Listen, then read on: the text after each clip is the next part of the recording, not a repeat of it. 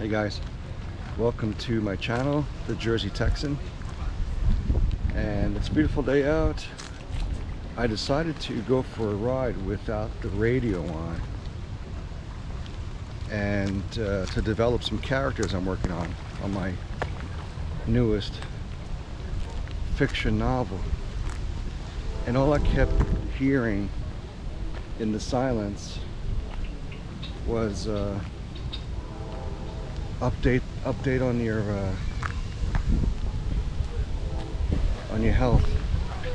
Give an update.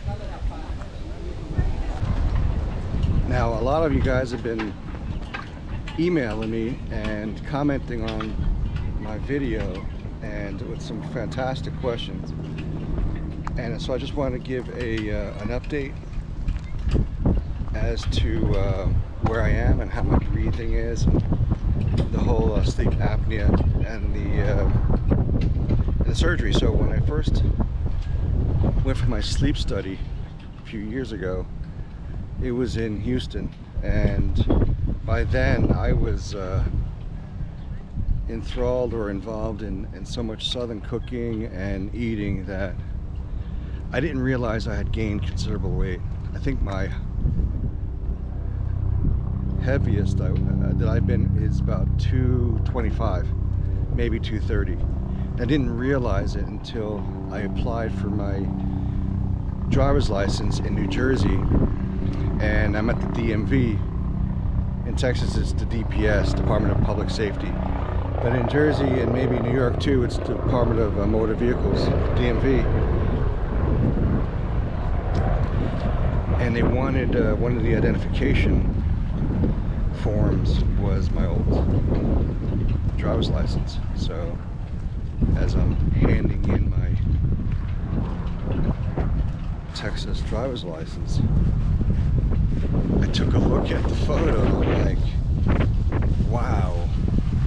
I hadn't realized that I was just a bit overweight. I think my ideal weight is probably 185, 180.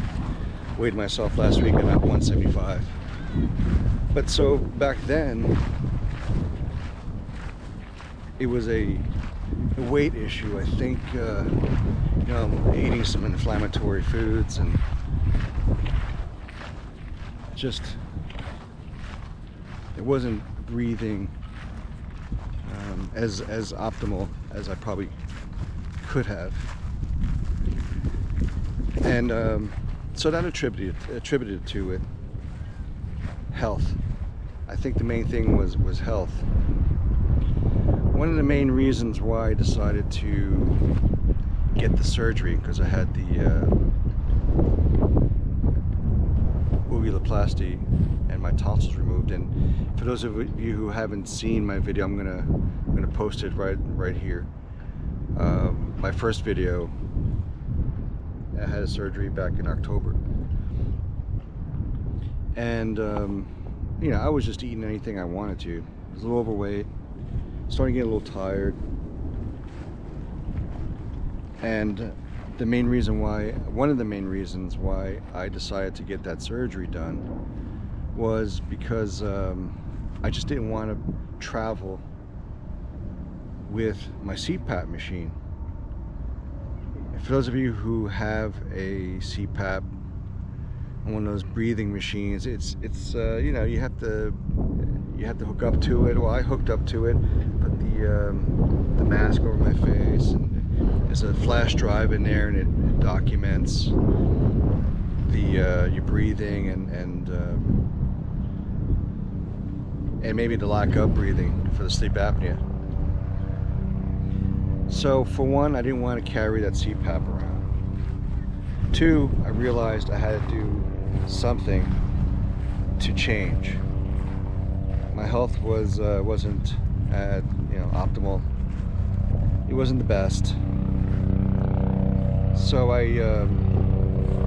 as of now, I'm a practicing vegan, more of a vegetarian now, but I stay away from meats as much as I can for several reasons that for one, I'm not sure what was in it, but whether it was the marinade or some spices added to it, the barbecues and the marinated meats from a Puerto Rican culture. You know, my back would break out. I would get some sort of allergic reaction to when I ate meat. So I attributed it to the meat itself, but I mean, it could be the spices and some other things.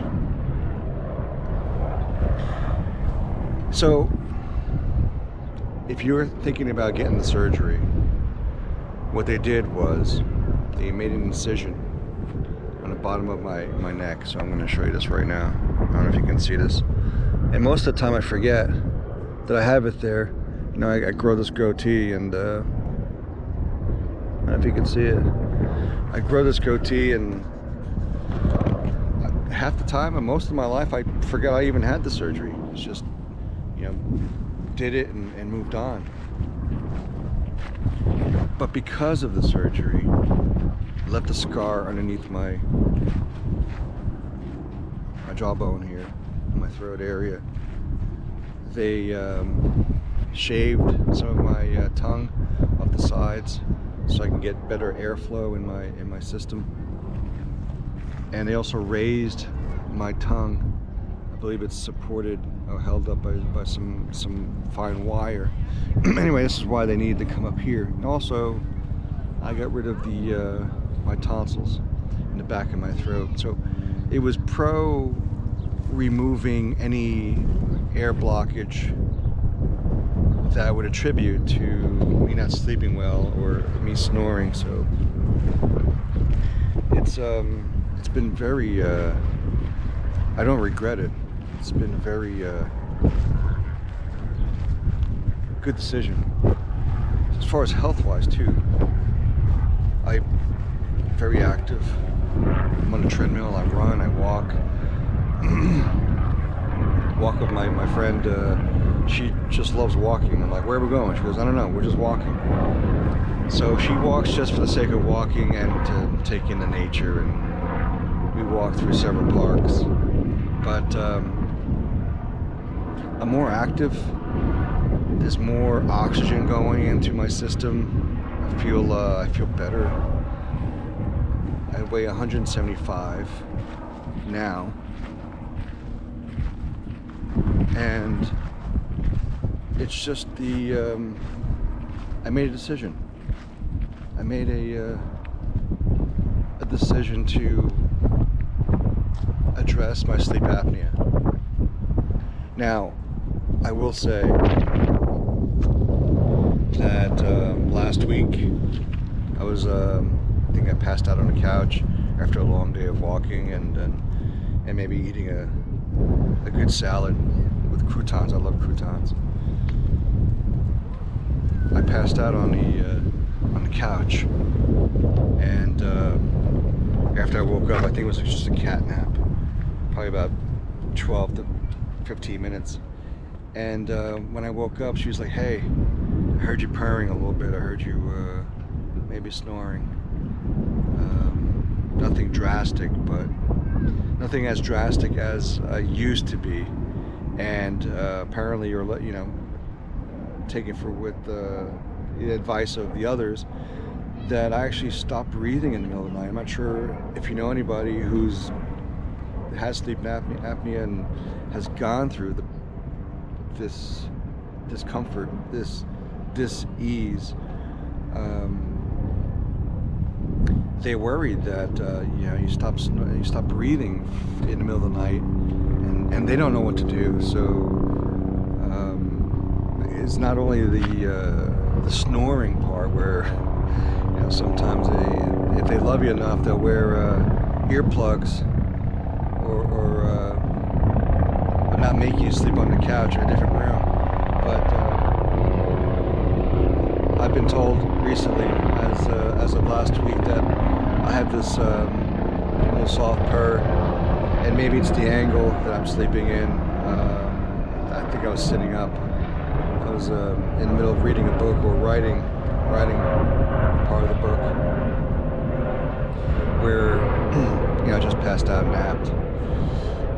Otherwise, I wouldn't say I was the same guy as I was pre-surgery. Post-surgery guy, I feel great. If you see my previous videos, I've just been really active out there in the outdoors and fishing and scouting and just attending many of city events in New York and Jersey, some parades, being out in crowds, and although I don't really love being around crowds of people and a lot of noise and stuff, it's good to go out. It's good to be out and breathing in some fresh air, some good air. So I just wanted to come out here and give you an update. Again, there have been a lot of and thank you for making that video have the most views, and it's a concern. You know, it's a lot of you guys have watched the video and took something out of it, and if I can just have reached at least one person, it's worth it for me. I just want to let you know that the surgery may not be for you. I'm not a doctor, I'm not a physician, I'm not qualified, I don't have a degree, and if you have an opportunity to talk to a physician about your condition, I would consider all of your options. But it took me about a month after the surgery to eat solid food.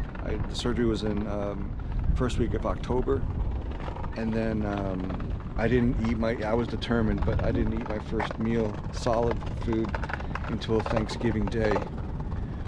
Otherwise, everything was just swollen. I was still eating the applesauce and some yogurts and a lot of juices. Drinking a lot more water now. I stopped drinking soda. That attributed to my weight gain back in Texas. I don't know why I thought drinking a 6-pack of Coke was normal. But you know, after you eat biscuits with gravy and chicken and barbecue and mac and cheese, you know, it's just all these really comfort foods. I just lost control. I didn't even know I lost control. I gained a lot of weight. If you like this video, please hit the like button. Leave a comment below. You guys are still coming in with some questions about this health situation.